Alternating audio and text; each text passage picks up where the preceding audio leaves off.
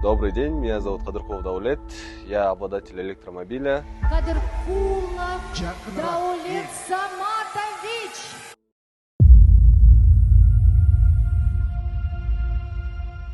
Спасибо налоговой службе за такую лотерею. Ошентип Кудайым бизге буйруп, машиналы болуп калдык. Анан жанагындай мен мынча чек чогулттум, анан ишенбегиле, своим же отдают.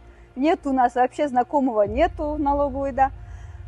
Чын, ишенгиле, ойногула, уткула. Бул Кудайымдын буйругу экен. Могу небереме Кудай буйруп туруп, бул Кудайдын белеги деп аябай сүйүндүк.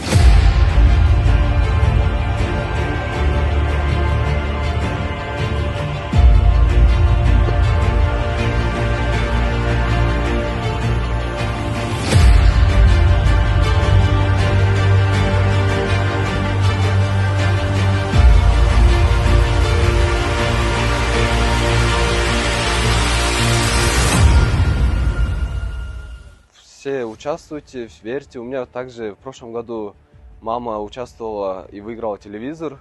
И мне звонят, племянницам чалып, поздравляет. Айсут айже, вы же выиграли телевизор, поздравляю деп. А мен ишенген жокмун да, ишенбей.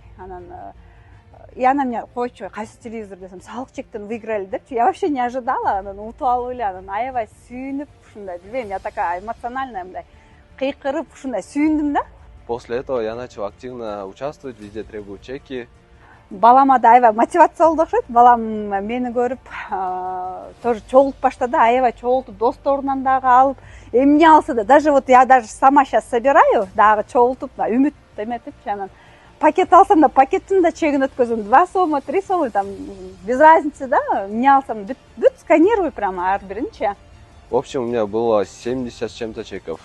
Как я слышал, в прошлом году была победительница, у которой было 8 билетов. Она выиграла квартиру целую. Вот, получается, это все от Всевышнего. Участвуйте, выигрывайте. Всем удачи.